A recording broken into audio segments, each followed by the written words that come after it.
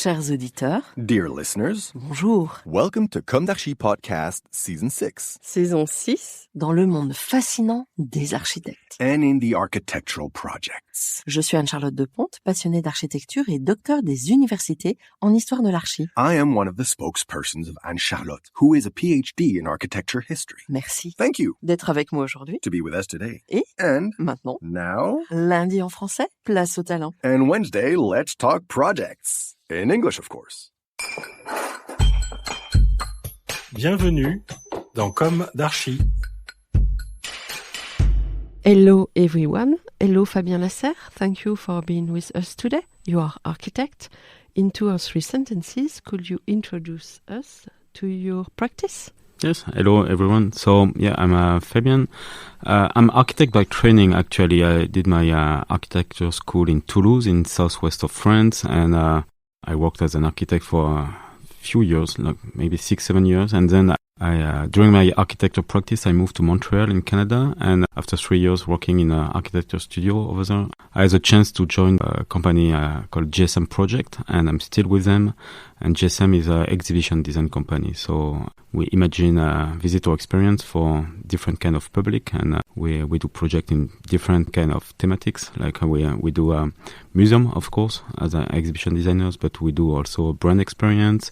We have an expertise in the observation deck in the high-rise towers, and we do a science museum and touring exhibition.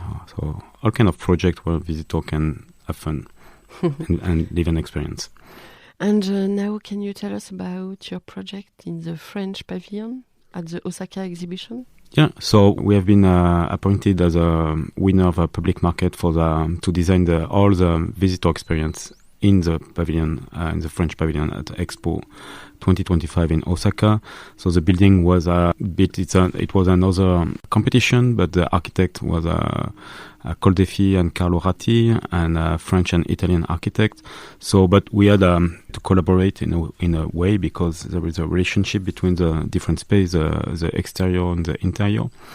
And for the interior, so GSM was a lead designer, and we worked with the visual artist Justine Emard, French visual artist. So we imagine all the experience from the entrance in the wonderful staircase that Coldefi and Carlo Ratti designed in the main facade of the pavilion. So all the experience start from there, and then we intend to build a kind of narrative within the pavilion, trying to coordinate the different spaces, because some major partners were invited in the pavilion. So we needed to tell different stories, but everything around France. So we're working with some different tactics to tell the story and to coordinate the different space. So first, the thematics chosen by France was an anthems to love.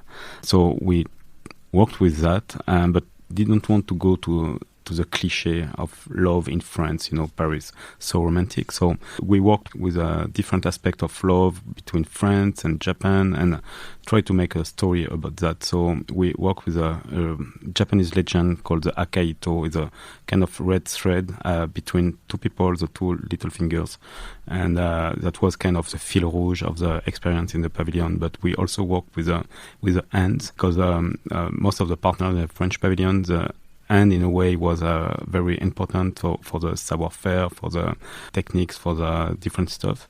So, and we work also with the sound. It was very important in the experience of the pavilion to unify all the pavilion, all the space. So we have really a mix of different sound in the different spaces, and with the same BPM, we managed to have a very clear sound in the experience.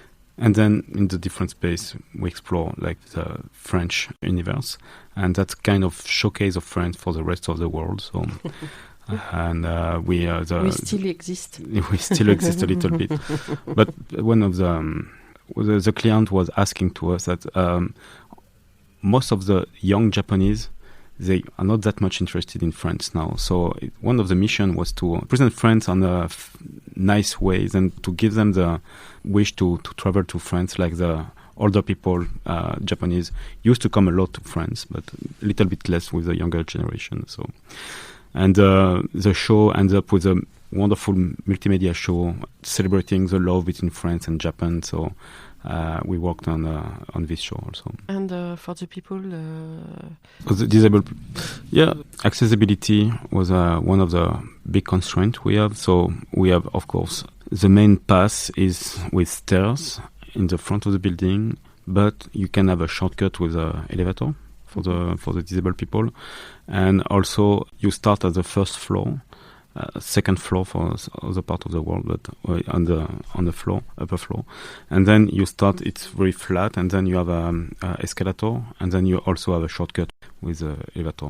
And then, but the accessibility for the visitor, we have very few text because the context of the World Expo is so many visitors. The target was like 3 million visitors for the French Pavilion in. It's a success. That was the target, 3 million in 6 months.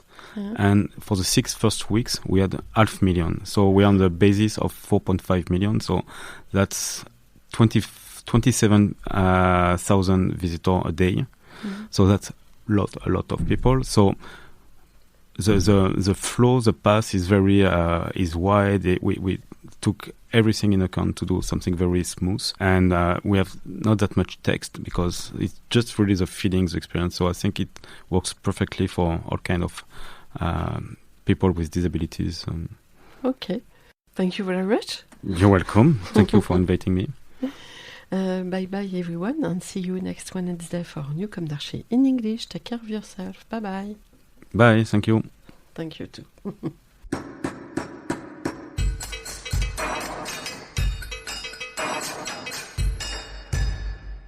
Thank you for listening. And thanks to the sound engineer who was collaborating with us today. Don't forget to tune in to our previews on Instagram at Comme d'Archi Podcast. If you enjoy this podcast, don't hesitate to promote it by giving it 5 stars and a little comment on Apple Podcast or on your favorite podcast platform. And above all, subscribe to listen to all of our episodes for free.